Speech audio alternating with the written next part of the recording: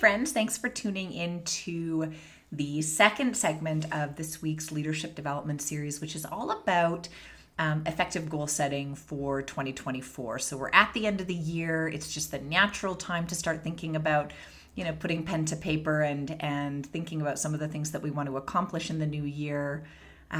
So we've already talked about reflection. That was our first video in the series this week. Now we're going to talk about actually the power of goal setting. So really important to take all of those things that are in your mind about all the things that you want to accomplish and actually turn them into a goal. The format that I like to use is SMART goals. So you've probably heard about SMART goals a million times before, but I'll give you the quick recap. So it's taking your idea or your wish or your hope for the new year and turning that into a goal that is specific, measurable, actually attainable, something that you can actually achieve in the year ahead, relevant, and timely or time bound. So making sure that you write that goal down using that framework is really going to help you get very specific about what it is you're trying to achieve, when it needs to be done by, and then some of the measurables that are in there that'll help you know when you've actually achieved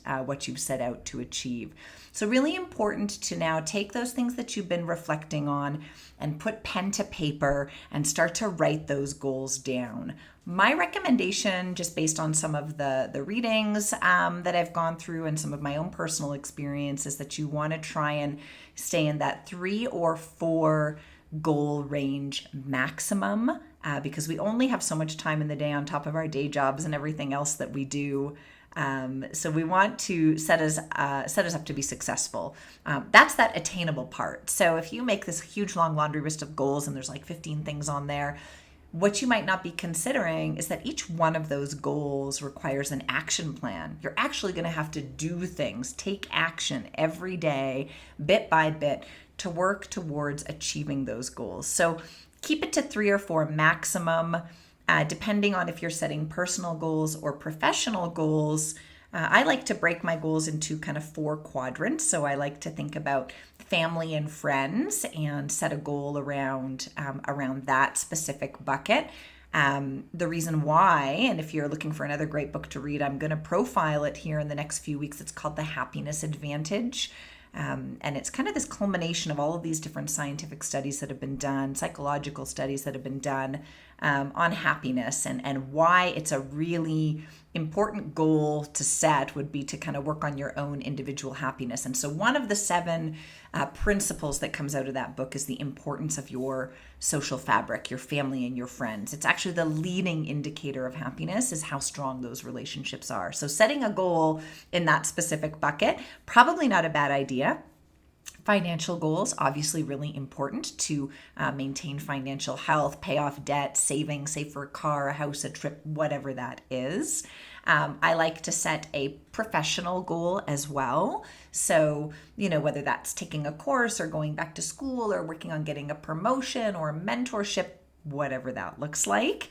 And then I like to set goals around personal well-being. So whether that's related to exercise or nutrition or habits that we know are really good for us. So you could start to think about kind of the 4 most important quadrants of your life and then setting a goal under each of those buckets using the SMART goal format, creating actions for each one of them.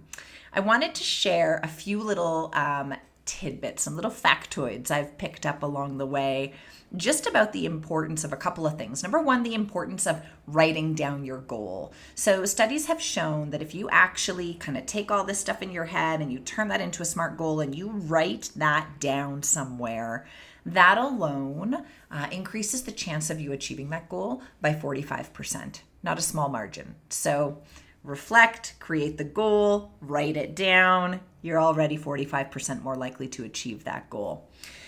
When you put an action plan behind that goal, so you spend some time reflecting, you come up with these great goals, you put them into this SMART format, you write them down, and then you build the actions that are going to be required for you to achieve that goal, now you're 10 times more likely to achieve that goal than had you not gone that far. So really important. Create an action plan. Write that down too.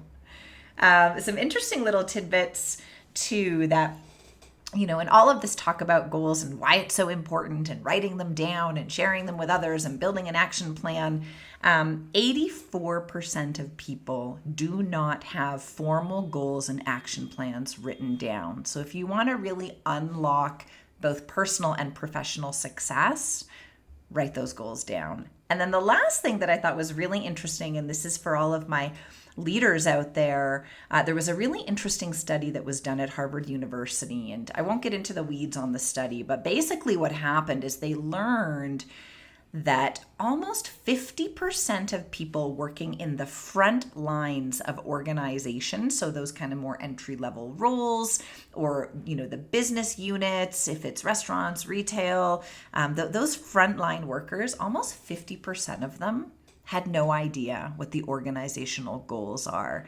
And man, I look at that stat and I just think that is absolute low-hanging fruit. I feel like there is no good reason why the executives that are kind of sitting up here, they're setting these goals and operationalizing them and turning them into these great plans. That's amazing, but that work is for nothing if you don't have a plan to kind of cascade those goals right down to the front lines of your organization so that everybody knows exactly what it is we're trying to achieve here. Where is it that we're trying to get to in 2024?